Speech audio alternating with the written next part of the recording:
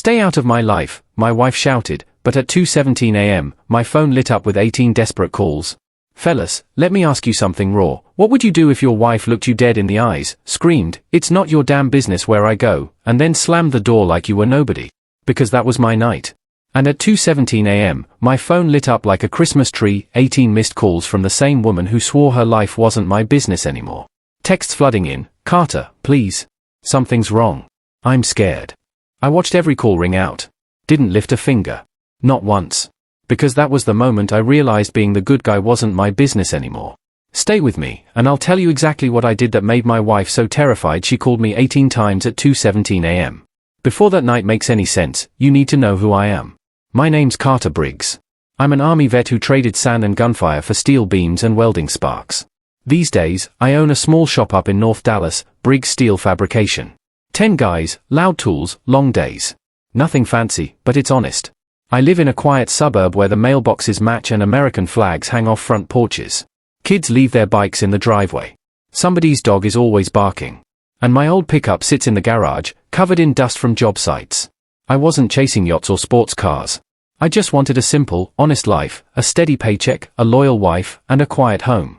Emily, my wife, worked downtown as a marketing manager at Whitman and Colby Digital. Heels, blazer, perfect hair, always heading to some client event. I'd watch her walk out the door feeling proud, like we were on the same team. I built the steel. She built the brand. In my head, we were building something real together. I wasn't asking for much, just loyalty, respect, and a little peace when I walked through my own front door. From the outside, our life looked damn near perfect. 2-story brick house, trimmed lawn, a little flower bed Emily liked to brag about, even though the landscapers did most of the work. Neighbors waved when I pulled in from a job, beer in hand, talking cowboy scores and weekend plans. We'd fire up the grill some Saturdays, burgers, country music low in the background. I still remember one backyard barbecue clear as day. Emily in a sundress, laughing at some joke, leaning her head on my shoulder like we were straight out of a commercial. One of the neighbors raised his beer and said, "Man, you two. You're the perfect couple. That's what marriage should look like." Everybody nodded. I just smiled, a little embarrassed, but proud. What they didn't see was the other side. Me, up at 5 a.m., steel toe boots on, heading out before sunrise. 60, 70 hours a week in the Texas heat, climbing steel frames while the sun cooked the back of my neck. In my mind, I was breaking my back so Emily never had to worry about the bills. And here's the cruel part, no man wants to be the joke of the neighborhood. And I had no idea I already was. It didn't fall apart all at once. It started small. It always does. Emily began coming home later and later. Client dinners, last-minute campaigns, networking events. Nothing crazy at first, just an extra hour here, 2 hours there. Then her phone started living face down on the counter. Passcode changed. Notifications silenced. I'd walk by and catch that little half-smile on her face, the kind you make when someone texts you something you're not supposed to enjoy that much. Her closet changed, too. Suddenly, it was designer dresses I'd never seen. Heels that cost more than my truck payment. No conversation about money. No, "Hey, is this okay?" Just new bags appearing like magic. And one name kept coming up more and more, Cole Whitman. Cole said this. Cole's brilliant. Cole saved the account. You'd think the man walked on water and pissed champagne. My gut started talking to me, whispering, "Something's off here." But every time I asked, even gently, "Everything okay? You and this Cole guy seem pretty close," she'd roll her eyes and cut me down. "God, you're paranoid, Carter. This is just work. Not everything's about you." And that's how it works, fellas. One day you're a husband with questions, the next day you're the crazy one in your own house. A few weeks later, I got sent on a job up in Oklahoma. Big warehouse project, long days, cheap motel, bad coffee, the usual.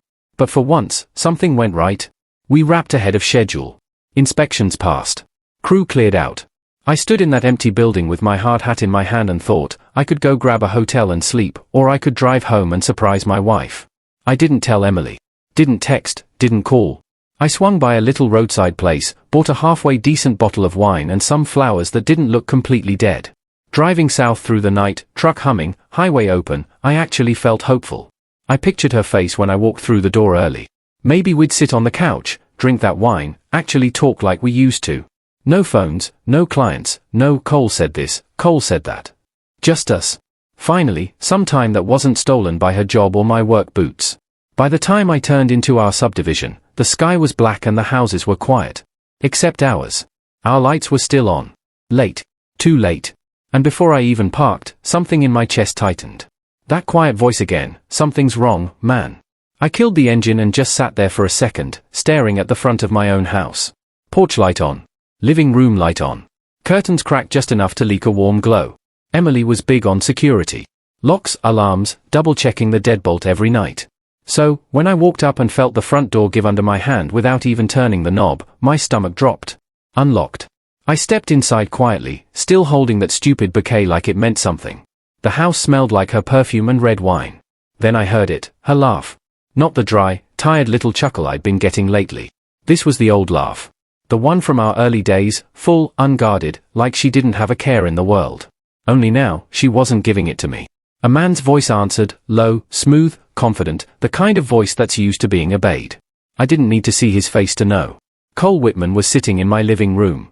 I froze in the hallway, flowers in hand, feeling like a ghost in my own home, listening to my wife sound more alive than she had with me in years. I didn't move. Didn't clear my throat. Didn't slam anything like the movies tell you to. I just stood there and listened. Emily's voice floated out from the living room, light and playful. Carter will be in Houston at least 2 weeks, probably longer. He lives for those jobs. They both laughed. That gives us the whole weekend. At Hillcrest Ridge Resort, she went on, like she was booking a spa day, not carving up our marriage. Hillcrest. A place I'd talked about taking her someday when money got better. Wine country, hot tubs, views. Now it was their place. She sighed and said, almost bored, life with Carter is just boring. Predictable. Same truck, same boots, same stories. Cole chuckled. You're getting good at this, he told her. Almost makes me wonder what else you're hiding. I didn't need to see it to know. Her hand on his arm. That tilted head smile she used to save for me. And here's the truth, fellas, something inside me didn't break that night. It cracked. And a crack is worse than a clean break. A crack holds. It builds pressure. It waits for the right moment to bring the whole damn structure down. But the worst part? I knew they weren't done talking. Not even close. I could have walked in there, kicked the door frame, watched them jump, put Cole through my drywall, and Emily right behind him. Every instinct in me screamed for it. My fists, my jaw, my pulse, everything was ready for the loud, messy version of this. But underneath all that, the old training kicked in. In the army, they teach you something simple. You don't rush a fight you can win by waiting. So, I stepped back. One slow step at a time, out of the hallway, out of the house. That stupid bouquet ended up in the trash can by the garage, petals crushed against the plastic. I got back in my truck, hands tight on the wheel, heart pounding out of my chest, but my face calm, ice cold. I didn't call her. Didn't text. Didn't ask why. Instead, I pointed the truck toward the one place I knew I could think without breaking something, Rusty Anchor Bar and Grill. Here's the line I drew that night, sitting at that stop sign outside my own street. This wasn't going to be a scene. This was going to be a war. And I don't start wars I don't plan on winning. They had no idea that the moment I walked out, the war had already started. Rusty Anchor was the same as always. Dim lights, too much smoke, TVs blasting football reruns. Nobody was really watching. Men hunched over beers, trying to forget their own problems. Mine had just arrived wearing a sundress and someone else's cologne. I spotted Derek in his usual corner booth. Old army buddy. The kind of man who'd seen enough bad nights to recognize one walking toward him. He looked up once, took in my face, and slid a glass across the table without a word. That bad? He asked. I didn't dress it up. Emily's cheating on me, I said. Right now. In my house. With her boss. He didn't gasp. Didn't curse. Didn't give me the "I'm so sorry, man" speech. He just nodded slowly, like he'd been waiting for this moment. How long you known? I checked my watch. 20 minutes. He let out a low whistle. Most guys would be in jail already. Yeah, I said. I'm not going to swing fists. I'm going to destroy them financially, professionally, socially. A slow, cold smile touched his face. About damn time, Derek said. Tell me what you need. And just like that, it wasn't my problem anymore. It was our operation. Sitting there with Derek, whiskey in my hand, I realized something. I wasn't starting from zero. Truth is, this didn't begin tonight. It started about 2 years earlier. The first time Emily's eyes went cold when I walked through the door. Sex dried up. Conversations turned into to-do lists. Love you started sounding like, okay, bye. I couldn't prove anything back then, but my gut wouldn't shut up. And I've learned the hard way in life, when something feels off, you protect yourself first. So, I stopped taking every big job under someone else's company and opened my own. Briggs Steel Fabrication. On paper, just another little outfit in North Dallas. Then I sat down with Howard, my CPA. We set up LLCs, led accounts, a couple of trusts. Slowly, quietly, contracts and money started flowing into places that did not have Emily's name on them. The house refinanced and shifted. Retirement moved. Savings rerouted. At home, I was still just a contractor pulling a decent paycheck. Dinner. Work boots by the door. Same old Carter. But the truth was simple and ugly. She thought she was cheating on a blue-collar idiot. I was quietly building an empire. She thought she was cheating on a simple welder. But I'd been preparing for this for years. After that night at Rusty Anchor, I drove home like nothing had happened. No screeching tires. No slammed doors. I walked in, hung my keys on the same hook, set my wallet in the same bowl. Routine is a hell of a disguise. Emily was at the kitchen counter, phone face down like always. She jumped a little when she saw me, then forced a smile. "Hey, you're back early." I kissed her cheek like I still believed in us. Yeah, job wrapped up faster than we thought.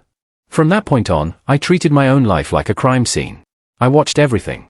What time her client dinners started. What time they ended. Which nights her makeup was a little too perfect for a late meeting. Receipts on the counter. Mileage on her car. The way her eyes lit up at messages she pretended not to care about. I stopped asking, "Where were you?" Stopped arguing. Stopped giving her scenes she could flip back on me. Every lie. Every weird charge. Every story that didn't add up. I wrote it down, saved it, filed it away. Because at some point, I stopped reacting, and I started recording. Every lie she told became another piece of ammunition I tucked away. Once I knew what I was dealing with, I stopped trying to be a one-man army. I had Derek. That's what men like him are for. He started tailing Emily on the nights she had those late client meetings. Nothing dramatic, no movie car chases, just quiet, patient tracking. He'd text me hotel names around Dallas. Photos came next. Grainy parking lot shots at first, then clear ones in lobbies and elevators. Emily in her work dress, then later in something tighter. Cole beside her, hand on her back like she already belonged to him. Every timestamp lined up perfectly with the night she'd kissed my cheek and said, "Don't wait up. It might run late." Then came the room charges. Receipts for suites, champagne, room service, spa appointments, sometimes paid with his corporate card, sometimes with our joint card, the one my paycheck fed. I'd sit at my desk at home, scrolling through those pictures, feeling my hands shake while my head got colder and colder. I saved everything into a folder on my computer. I named it one word, insurance. One night, Derek sent a text that sealed it. Target confirmed. Multiple times. Multiple locations. No more doubt, just evidence. Once I had proof, my anger shifted. It wasn't just about my heart anymore. It was about my future.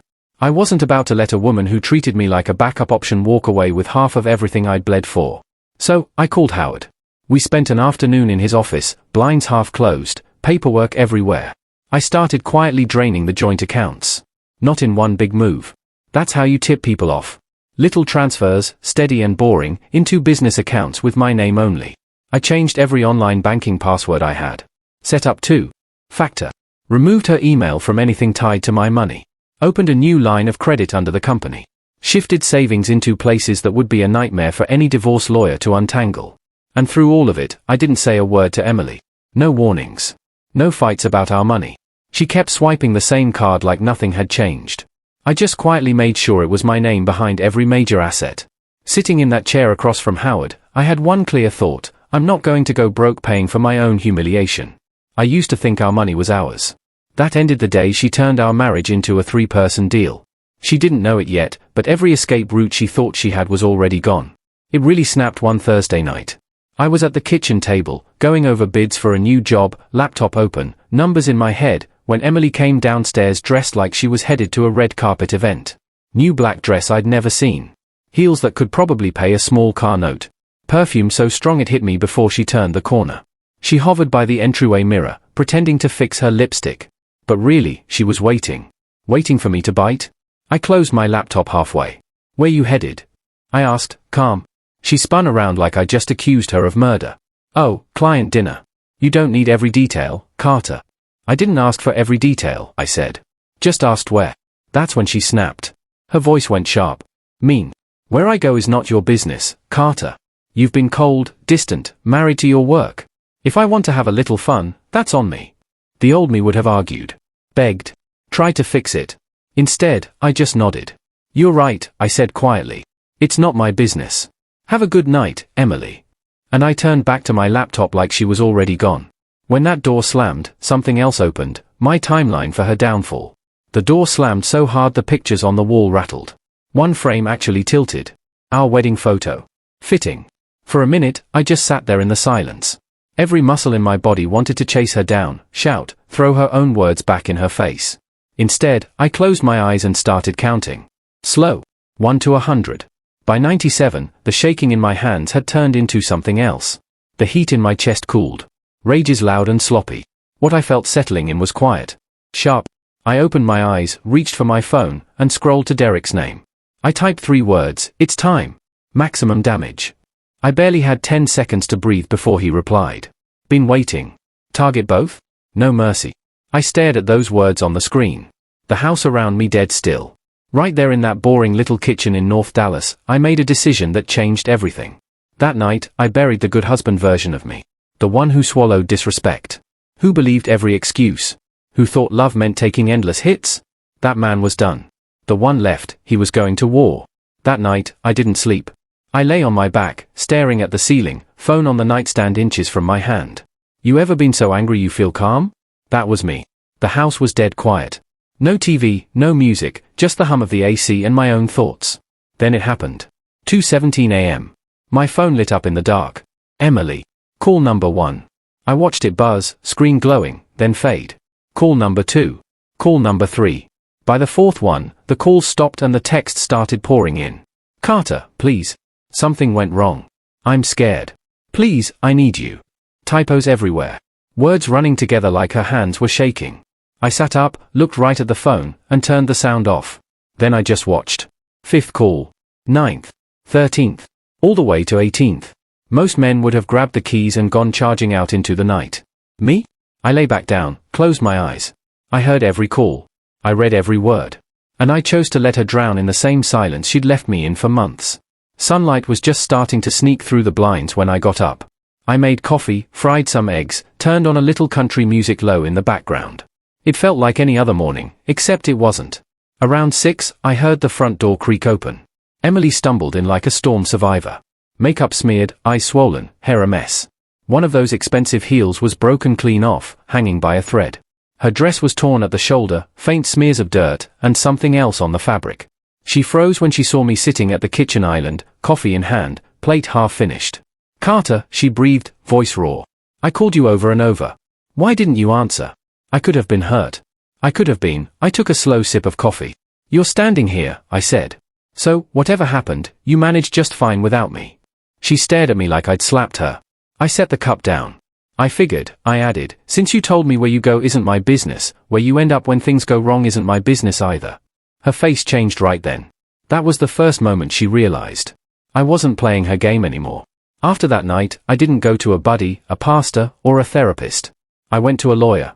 Downtown Dallas, glass and chrome, receptionist too polished to blink. Name on the door, Monica Reyes. If you live around here and you've got money and a cheating spouse, you know that name. She walked in. Mid-40s, sharp suit, sharper eyes. Mr. Briggs, she said, shaking my hand. Heard you've got a mess. I set a thick folder on her desk. Photos from Derek. Hotel receipts. Printouts of call logs. Bank statements. Screenshots of messages. She flipped through them slowly, lips curling just a little. This, she said, tapping the stack, is a lawyer's dream, Mr. Briggs. Then she opened her laptop and pulled something up. Emily's employer, Whitman and Colby Digital. Your wife has access to your business documents at home, right? Yeah. Why? Monica turned the screen toward me. Emily's emails forwarding my files to a Whitman and Colby address. That's not just adultery, she said. That's corporate espionage. She leaned back, studying me. You want out, or you want blood? I didn't hesitate. Both? Her smile went predator-level cold. Then we go scorched earth, she said. No half measures. Turns out Monica didn't just handle divorces. She collected powerful men's secrets for a living. She slid a different folder across the desk. This one already prepared. Your wife's boss, she said. Cole Whitman. I've seen his type. Inside were pages from old cases. 3 sexual harassment complaints over the last 5 years. All resolved confidentially, which is lawyer talk for paid off and buried. Then there were the numbers.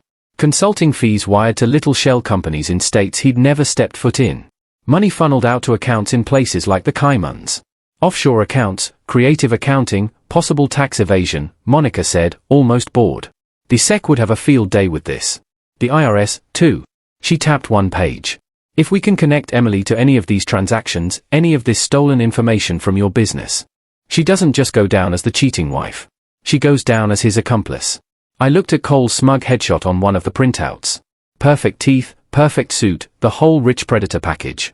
He tried to play the big man, I said quietly. Let's show him the food chain. Monica nodded once. We're not just ending an affair, Mr. Briggs, she said. We're ending a career. The funny thing about money is you don't realize how much you take it for granted until a plastic card tells you the truth.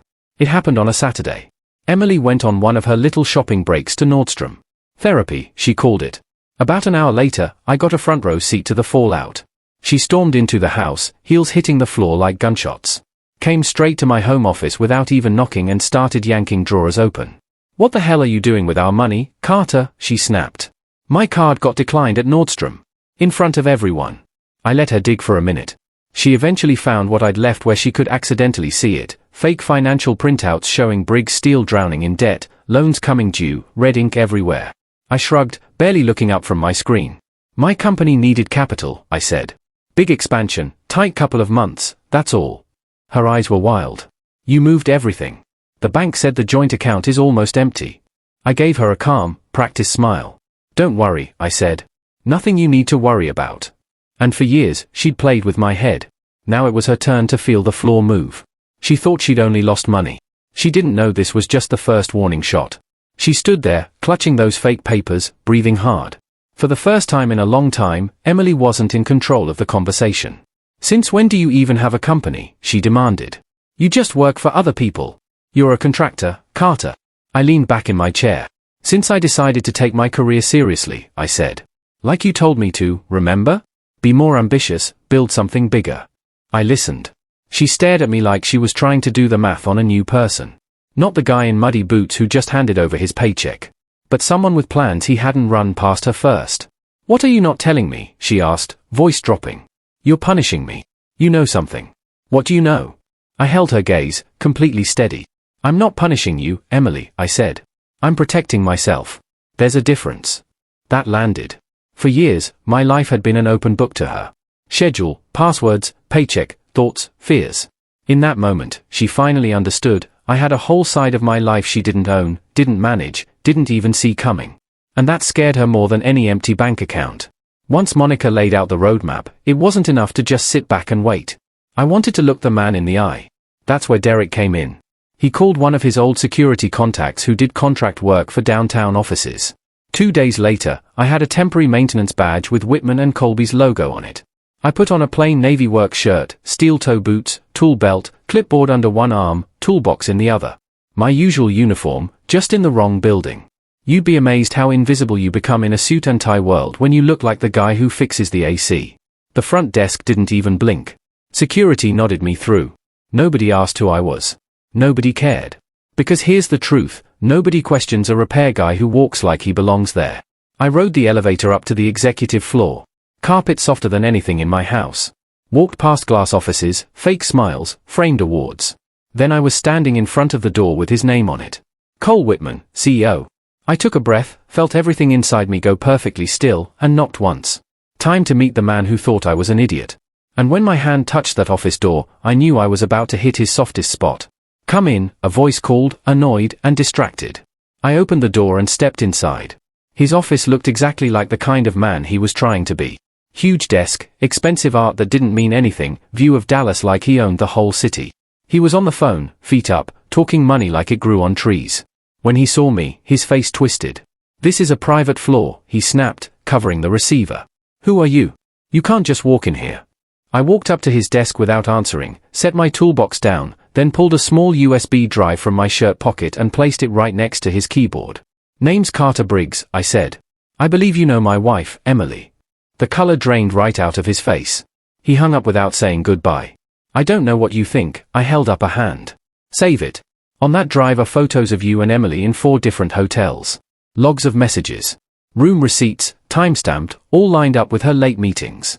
He swallowed hard. And here's the fun part, I added, voice flat. That drive doesn't just have your affair, Cole. It has 7 years of your financial fraud, too. What he didn't know was that the USB was only the opening shot. Cole tried to recover, straightening his tie like that would fix anything. If this is blackmail, he said, voice tight. Name your price. I can pay you more than whatever you think she's worth. I almost laughed. You really think this is about money? I nodded toward the USB. On there, you've got more than hotel dates and pillow talk. You've got offshore accounts you didn't report. Shell companies paying consulting fees to yourself. Harassment payouts you buried with company funds. His jaw clenched. You don't know what you're talking about. I stepped closer to the desk, leaned on it with both hands. Here's how this works, Cole. Option 1, you cooperate. You don't warn Emily. You take whatever's coming from your board, the SEC, the IRS, and you keep her involvement to a minimum. Option 2, I send everything to everyone. Your board. Regulators. Your wife. Your kid's school if I feel like it. And I put myself on the stand personally. He swallowed, throat dry. You can't threaten me like this. I leaned in close enough to smell his expensive cologne. You really don't want to go to war with me, I said quietly. I'm very good at war. And for the first time, he believed me. After that day in his office, something shifted at home. Not with me. I'd already changed. With Emily. She could feel it. The warmth was gone. The easy yes. The quick forgiveness. Gone. She started trying to reel me back in. New lingerie. Cooking my favorite meals out of nowhere. Hands on my shoulders, voice soft. We never spend time together anymore, Carter. I'd smile, thank her for dinner, rinse my plate, and say, long day. I'm turning in early. One night, she finally broke. Do you even still love me? She asked, eyes wet. I looked at her for a long second, then walked past her without answering. That's when the panic really kicked in. She tried to log into my email, got locked out. Tried the banking app, password changed. Every door she'd always had a key to was suddenly closed. Derek texted me one afternoon. She's following you. Black SUV, 2 cars back. Want me to wave? I led her on a boring tour of job sites and supplier yards until she gave up. For years, I'd been the one stumbling in the dark, guessing. Now it was her turn. For the first time, she was the one in the dark, and she hated it. She feared losing me, but she didn't realize she'd already lost. You don't just walk into a fight like this. You pick the ground. Derek called one afternoon, voice casual. Check your email, he said. Forwarded you something fun. It was a screenshot from Cole Whitman's inbox. Reservation confirmation. Hillcrest Ridge Resort, Texas Hill Country. 2 nights, couples package, spa, wine tasting. Their little love nest. I stared at the screen and laughed once. If they wanted romance, they sure picked a nice place to die socially. I called Hillcrest myself, booked a separate room under a fake name, paid cash, no paper trail, no shared card, nothing Emily could see. Hillcrest sat out in the hill country. Rolling green hills, vineyards, big sky that turned orange and purple when the sun went down. Rich people went there to feel rustic and important at the same time. Driving down from Dallas, the sky on fire with sunset, I couldn't help thinking, nice place.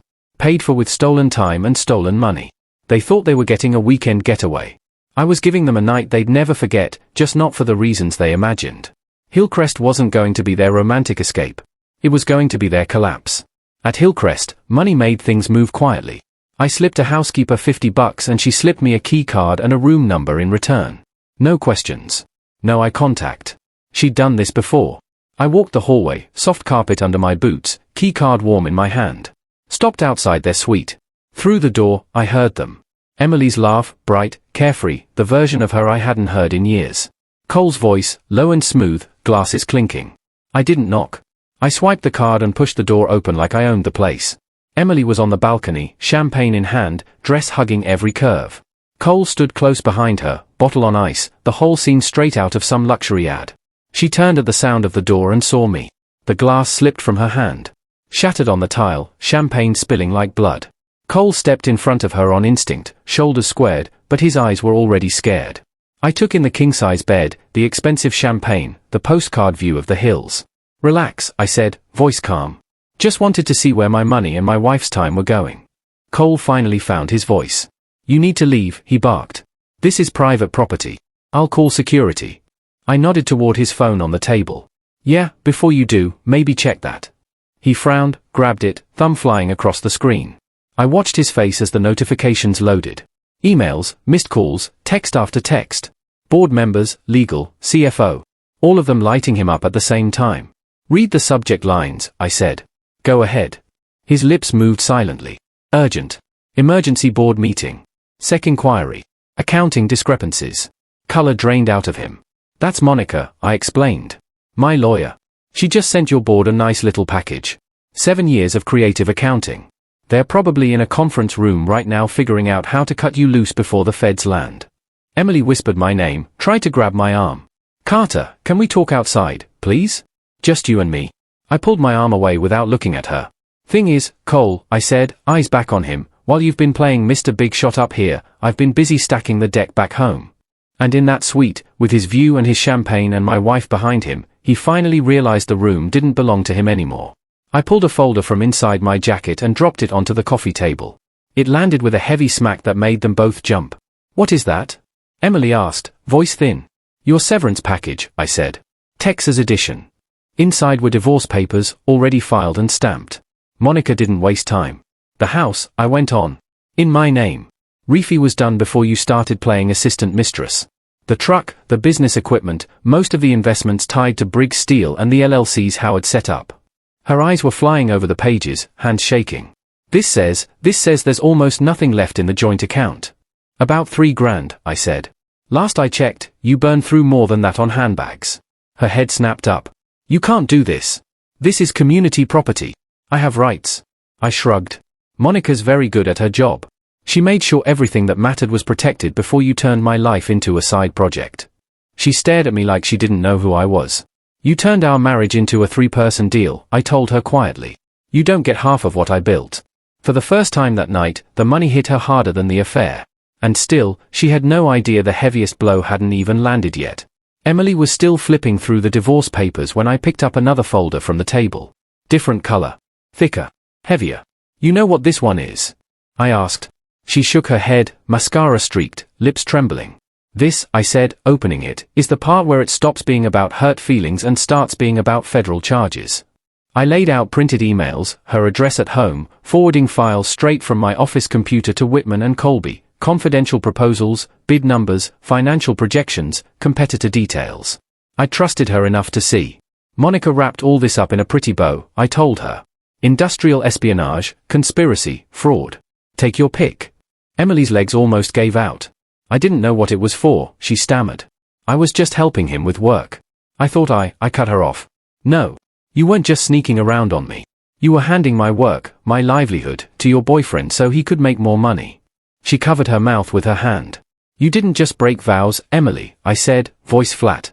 You broke federal law. And that truth hit her harder than anything I'd said all night. She sank down on the edge of the bed, staring at the papers like they might rearrange themselves if she looked long enough. Carter, please, she whispered. We can fix this. We can talk. You still picked up when I needed you the other night. You still, I actually laughed. That night? I asked. You mean 2:17 a.m.? 18 missed calls? Her head snapped up. The color drained from her face as fast as it had from Cole's. You saw those? I saw every one, I said. Phone was right next to me. I was wide awake. Her eyes filled. Then why didn't you answer? I was terrified, Carter. Something went wrong. Heat, I know what you said, I cut in. I read all the texts. Something went wrong. I'm scared. Please, I need you. I stepped closer, not angry, just done. You told me my wife's life wasn't my business anymore, I said softly. So that night, I treated it exactly like that. Where you were, I said. What you were doing. Who you needed. None of that was my business. Your words, Emily. I just finally listened.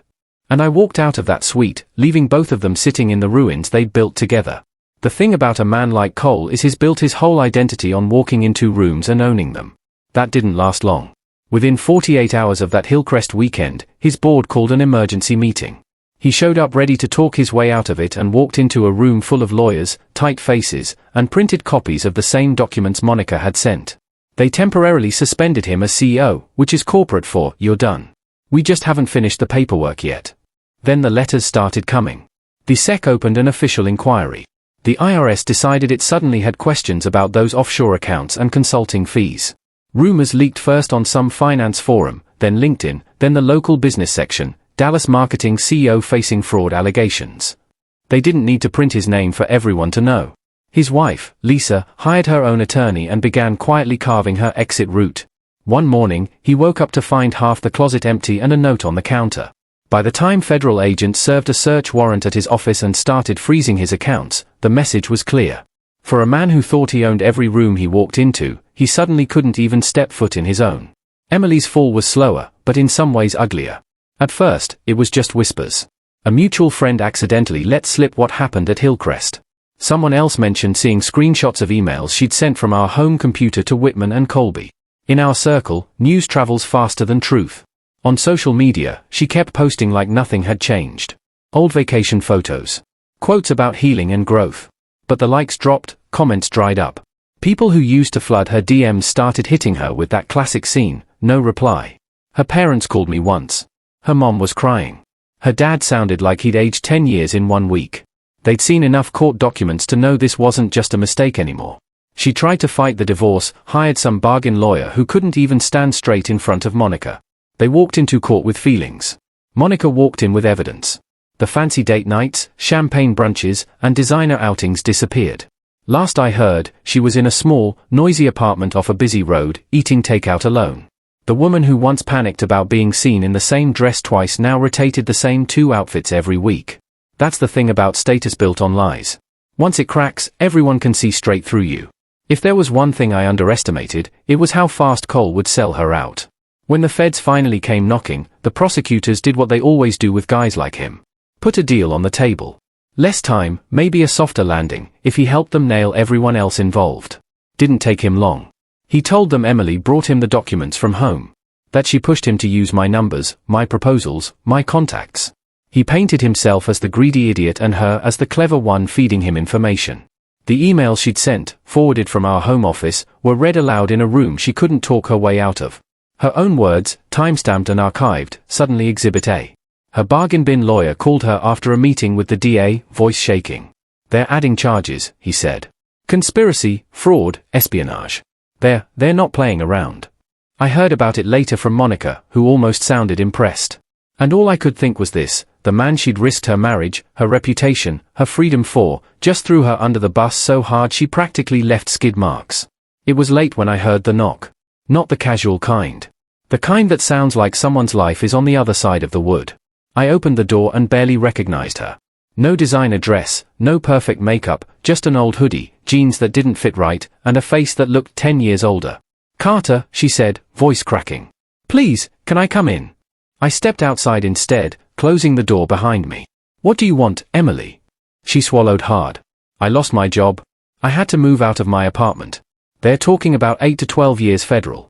My lawyer says if someone like you would testify I didn't know what Cole was doing, that I was just in love, it could help." Her eyes filled and spilled over. She dropped to her knees right there on my front porch, grabbed my hands. "I can't survive prison, Carter. Please, I'm begging you." I looked down at the woman I'd once promised forever to and felt absolutely nothing. "All I ever wanted," I said quietly, "was a loyal wife and a quiet home. You wanted excitement and a millionaire. This," I nodded at her, "at the mess. This is the bill for that life, and I'm not paying it for you." She stared up at me, still on her knees, fingers digging into my hands like I was the last branch over a cliff. When my words sank in, something in her snapped. "You're cruel," she hissed. "You're a monster, Carter. After everything we had, after everything I'm going through, you can just stand there," and I pulled my hands free. "Slow. No yank. No drama. I'm not your backup plan," I said. "I'm not your plan B. I'm not the safe little husband you crawl back to when the rich guy bails." She shook her head, tears streaking her face. "You're punishing me for a mistake. You're heartless." I let out a breath. "Heartless would be if I still cared enough to hate you," I said. "I don't. I'm not angry. I'm not jealous. I'm done. There's a difference." I thought about every time she'd called me paranoid. Every time she'd made me feel like an idiot in my own house, like I was crazy for seeing what was right in front of me. "I'd rather be your monster," I told her, "than your doormat ever again." Then I opened the door, stepped back inside, and closed it. Her footsteps on the concrete got quieter, and my house finally felt mine. Courtrooms are colder than they look on TV. Fluorescent lights, stiff benches, everybody pretending this is just another day at the office. For me, it was the end of a chapter. Dallas County, Judge Holston on the bench. Emily at the defense table with her overworked public defender. Cole with his army of suits, thinner now that the money was drying up. The prosecution laid everything out in calm, boring detail. Emails Emily sent from our home computer. Bank transfers to shell companies. Documents copied without permission. Then came Cole. He raised his right hand, swore to tell the truth, and did what he does best, looked out for himself. He admitted to the fraud, the offshore accounts, the harassment settlements, and then pointed the finger right at Emily, calling her eager, proactive, the one who brought opportunities. The jury disappeared for a while, then came back with the kind of faces that tell you how this ends before they say a word. Guilty on most counts. Emily got 9 years in federal prison. Cole got 22. Their big, breathless love story, the one they burned my life down for, lasted 7 months. 7 months that cost them almost 3 decades of freedom combined. After the sentencing, life didn't magically feel better. It just got quiet. One day, I was walking past what used to be Emily's walk-in closet. A wall of shoes, racks of dresses, perfume bottles lined up like trophies. And I realized I hated that room. So I called a crew. Take it down, I told them.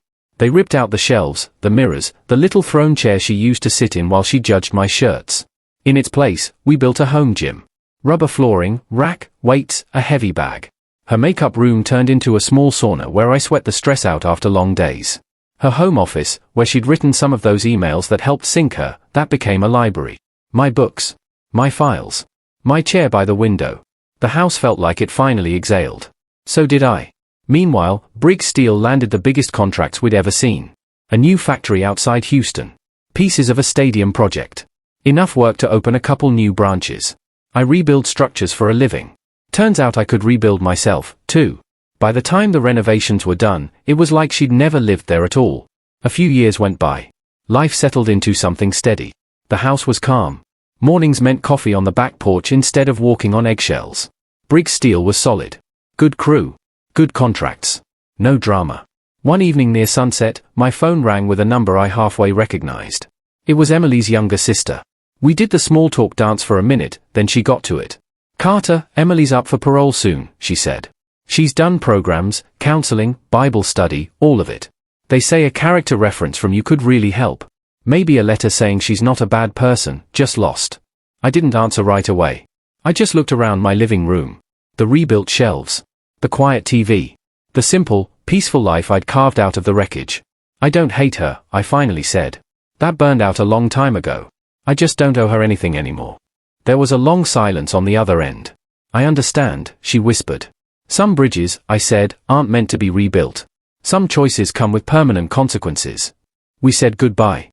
I hung up, stepped out back, and let the evening stay quiet. Sometimes on quiet nights, I stand out on the balcony with a glass of whiskey and look toward the Dallas skyline. Same city, different life.